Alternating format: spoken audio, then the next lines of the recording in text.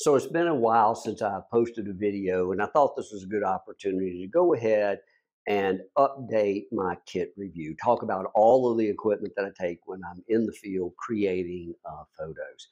For those who have followed me, y'all know that I love landscape photography. Man, I've got a great passion for traveling the country and documenting the incredible beauty of the United States. I love my local swamps. But man, I just love to go out west. I love to go to the Smoky Mountains. I love to go to Florida. And so landscape photography is a huge part of what I do. But I'm also a photographer for Bassmaster. And so I travel with that organization shooting their bass fishing tournaments, more sports photography. And so I'm going to talk about all of the gear that I use for both of those genres of photography. So everything I do is based on a Z9. Man, I love this camera, and I did a full review of it. You can click here or here to to see that full review. But in short, it's an incredible piece of equipment. I've said over and over, I had no intention of moving to mirrorless anytime soon, but my D850 went down on me just before a trip, and I was sort of backed against the wall. And at the end of the day, I decided to step up, and man, what a game changer! This is a pretty much what you see is what you get camera. You can dial in your settings. You can see in the viewfinder exactly what you're going to get. I do check the histogram just to make sure I'm not blowing out highlights, but really, I mean, I just dial it in and shoot. It's a really, really incredible piece of equipment. It does not negate the need to work on your technique and skills and understanding exposure. But once you have that down, man, what a beautiful piece of equipment. The one thing that I changed was the eyepiece, and I talk about that in that Nikon review. The eyepiece that came with my camera, for whatever reason, the rubber gasket kept falling off. Every time I would look at it, it would fall off. It seems that I might have gotten a lemon because I've talked to a lot of people. I've gotten a lot of feedback from Z9 shooters who say they haven't had any problems. I've got a buddy on the Bassmaster team who shoots the Z9. He's had no problems. Mine, however, man, I could not pull it out of my pack without that little rubber O-ring being, off of the eyepiece and laying around in my pack. And so what I did is I looked around and I found Zemlin, which is a little, I believe, one-man company, and they offer some really great alternatives. And so I've got two Zemlin eyepieces. One is what I use just for my everyday shooting. It's got a really nice, soft eye cup, which I love. It's more comfortable, I think, than the stock eyepiece, but it's really well made. Again, nice and soft cup on it. And then I have one that's made for a rain guard that I'll talk about in a few minutes. And it fits that rain guard perfectly. And so I can switch those out real quickly. And the rain guard locks into this sort of groove around here, and I don't have any problems there. And so I really love those Zemlin eye guards. But other than that, I can't complain about this camera. This camera has produced some of my best work because I know what I'm going to get out of camera. Okay, so what do I put on this? Everything I've got is all of the lenses. They're all F lenses. I don't have any native lenses. I'm trying to get this off here, guys. And there's a simple reason for that. I don't know, within probably no more than 6 months, maybe less, of buying the Z9, I had purchased a brand new 24 to 70 f2.8 and a new Nikon 70 to 200 f2.8. And when I bought the Z9, man, I just couldn't bring myself to trade in essentially new lenses, lose money on the deal to go native. And so I opted to go with the FTZ adapter. And I did so with a little bit of trepidation. I had talked to guys who were Z9 shooters, and they said they didn't have any problems. But honestly, I was worried about the speed of the communication, with the focus and all that. And I was a little worried about the build and would it be a nice solid connection, or would there be some play in there? Man, I can't tell any difference. I mean, it is solid. The build is great. Focus is lightning fast. I haven't noticed any image quality issues, and so I don't regret doing that. The only time I'm going to move to a Z lens at this point is when I have to replace lenses. If I have a lens that goes down, or I drop it off a mountain, which has happened, then I'll probably move to a Z lens. If I need a new lens, I'm looking at adding one more lens to my kit. If I do that, I'll probably want to go native. But other than that, the adapter works perfectly fine, and so I'm really happy with that. On the landscape side, we'll put aside the bass fishing work for a few minutes. Everything again is with the Z9. I have this Nikon 24-70. Now, if you've watched videos in the past where I've talked about a 24-120 f4, I love that lens. And man, for years and I mean, I'm talking years, I had that lens in my pack. If I broke one or one just wore out, I would buy another one. And I really thought I would keep one in my pack all the time because I just love that lens. I love the reach. The f4 wasn't a big issue because by and large I was using it for landscapes. But what I found, and I discovered this last year, is it's a good lens. It is a good lens. I created great photos with it, but the lens was good, not great. The 24-70 2.8 f2.8 is a great lens, and so it's been a really good upgrade. I miss the extra reach, so sometimes I do have to move to the 70 to 200. But man, I do not regret moving to this because it's such uh, a better lens. The glass in it is just fantastic. And so the 24-70, man, I have to say probably 90% minimum. 90% of my photos are created with this 24-70 f2.8. If I need a little bit more wide angle, I've got a Sigma 14 f1.8, and man, this is an incredible lens. Only problem with it is it's a prime, and so it's not extremely versatile. I don't use it nearly as much as I thought I would. I love this lens. When I pull it out, it's on the spot. It is money. If I'm doing any astrophotography, this is the lens to have. And so I love having this in my pack. Again, if I have a really big scene that I'm trying to capture, I'll pull it out.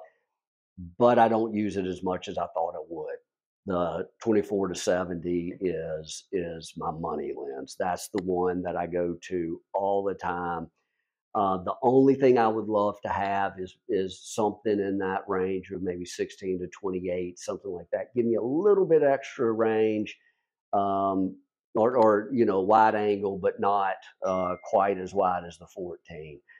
But those are my two lenses. When I go in the field to shoot a waterfall or whatever, and I pack my backpack to go hiking. I've got the Z9 with the 24 to 70 attached and the 14 millimeter Sigma Art, and that's it. I don't take any other lenses. Occasionally, if I think I might have a longer, maybe a mountain scene that I want to compress some stuff, I might squeeze the 70 to 200 in my bag.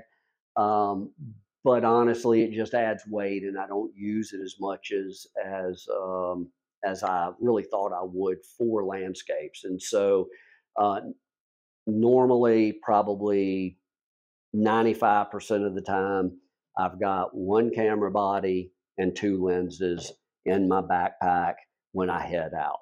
The only other thing I take for landscapes is quality circular polarizer. This is a Benro. I have a full set of Benro filters, the circular polarizer plus neutral densities, solid neutral densities, and graduated neutral densities.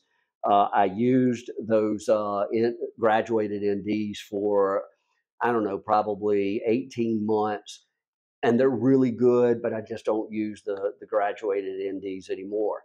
What I do use are the solid NDs, and so solid NDs. If you're shooting waterfalls or you want to, do something really artsy with the cloud streaming overhead, you've got to have some good NDs. But here's been the big change over the last year. Um, while these Benro NDs are incredible and they're really good. They're high quality optical glass.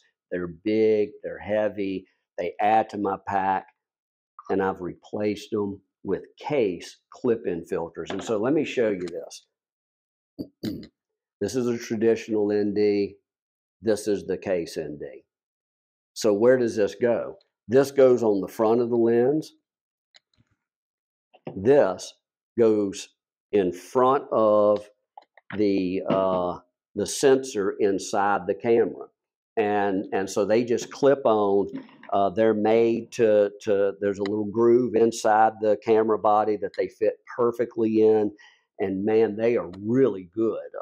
They cost. I don't know what the kit costs, but if you have to replace one, which I have, they're $79.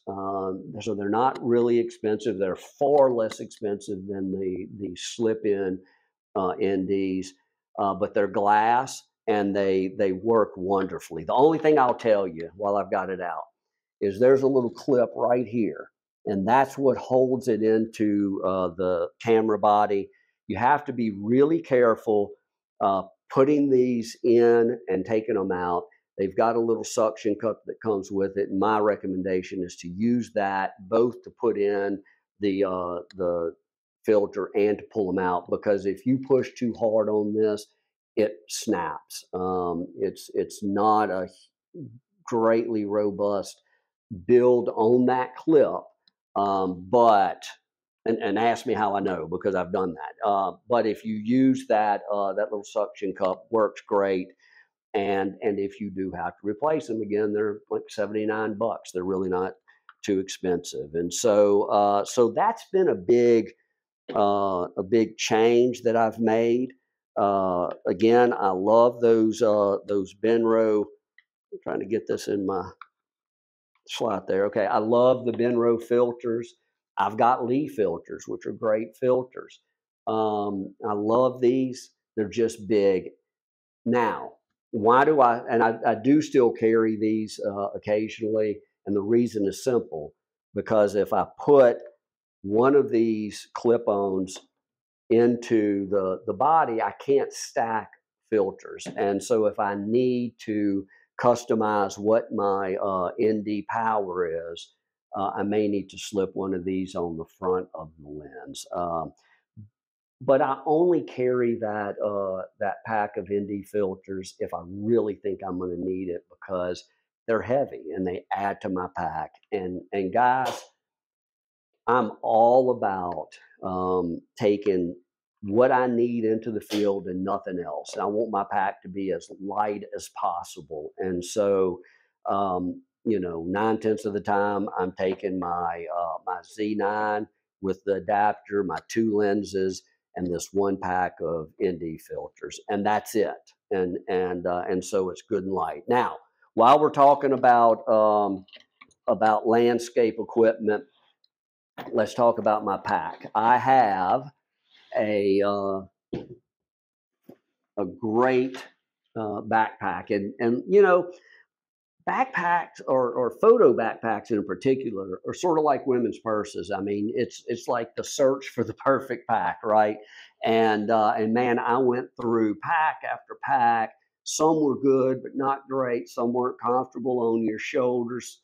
All of them seemed to hit me in the back in a weird place, and would pinch my little fat back against my belt.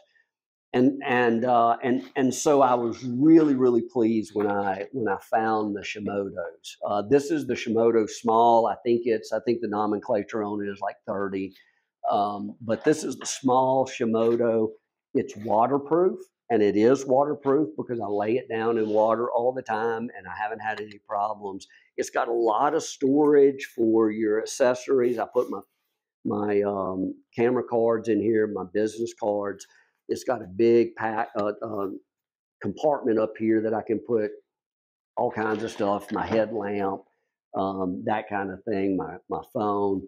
And it is a back access backpack. I wasn't sure I'd like that, but I really do. And so I can lay it down, don't have to worry that that's going to get water through that waterproof material. I can access my camera gear and just zip it up, and I'm done. Man, I put this through its paces. I have thrown it down in the prairies and the swamps and creeks all over the country. And I've half expected it to start leaking. I've had this one for 2, maybe 3 years.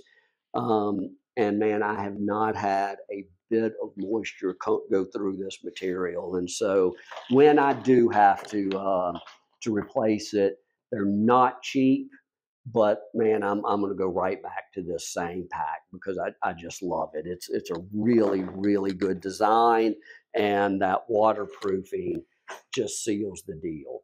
All right. So that is my landscape kit. I do carry my repaired D850 with me. It usually stays in the truck just in case something happens with my Z9 and I need another camera, or if I need a second camera, I can take this with me. But I haven't used it since I bought the Z9. So take that for what you want.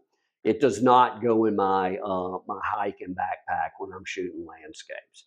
Okay, so that, with one exception, is tripod. Last thing, I almost forgot, is a Benro Mach 3 carbon fiber tripod with a ZX, I say that wrong every time, VR30 ball head on it. I absolutely love this combo. The tripod is light but really sturdy. It's got a long and a short column.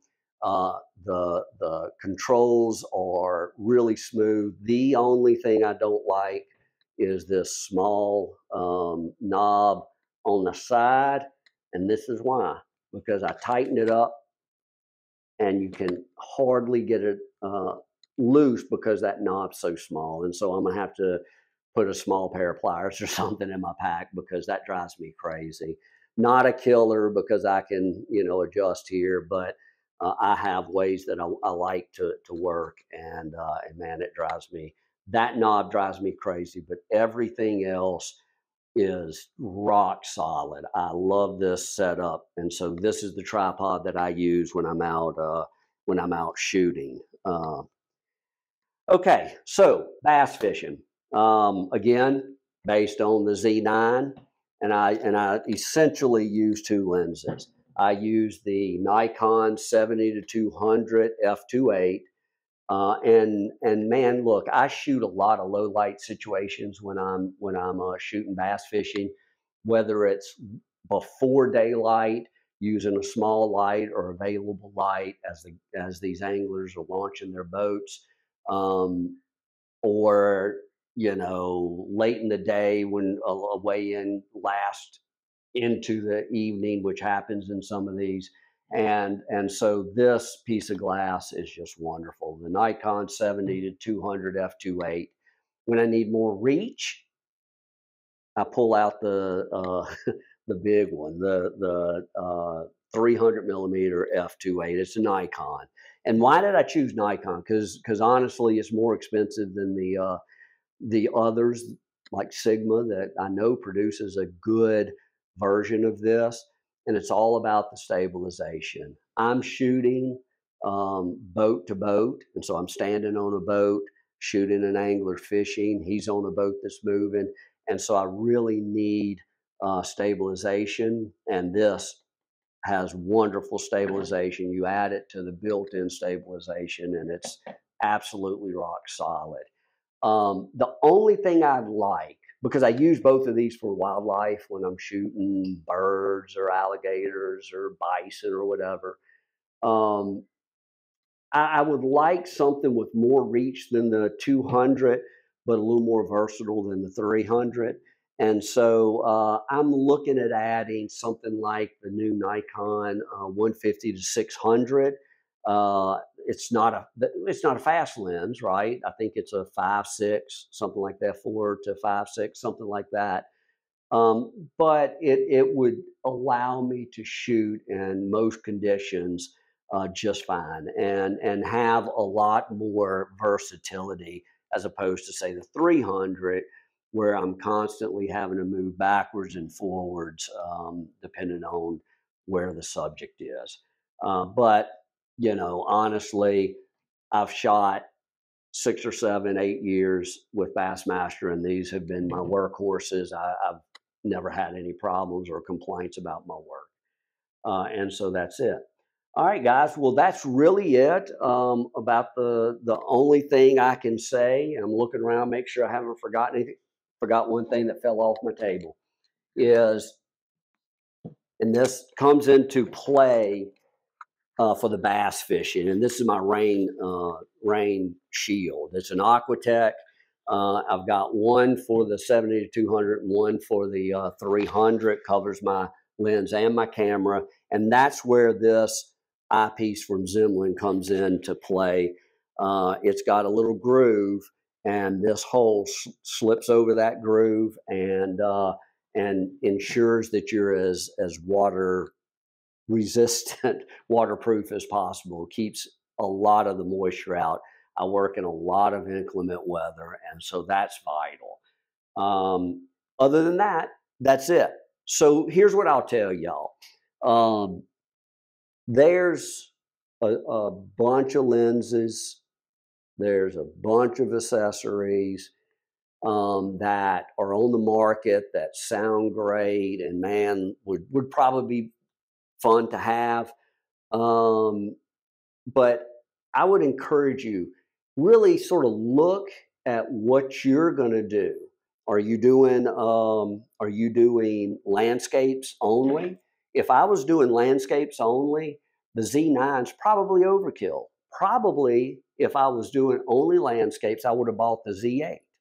And there's two benefits to that. One, it's a lot smaller than this. It's a lot lighter, and it's got everything, all the benefits that this Z9 has. And so, if you see somebody with the Z9 and boy, it looks very impressive, you may not need a Z9. A Z8 would be fine. It's half the price, thereabouts, and so you can save a couple of $1,000s and still get great images. If you don't need a 300, don't buy a 300. If you don't need to take 4 lenses into the field to shoot a waterfall, don't take 4 lenses. Really ask yourself, what am I going to do? What do I need to do that?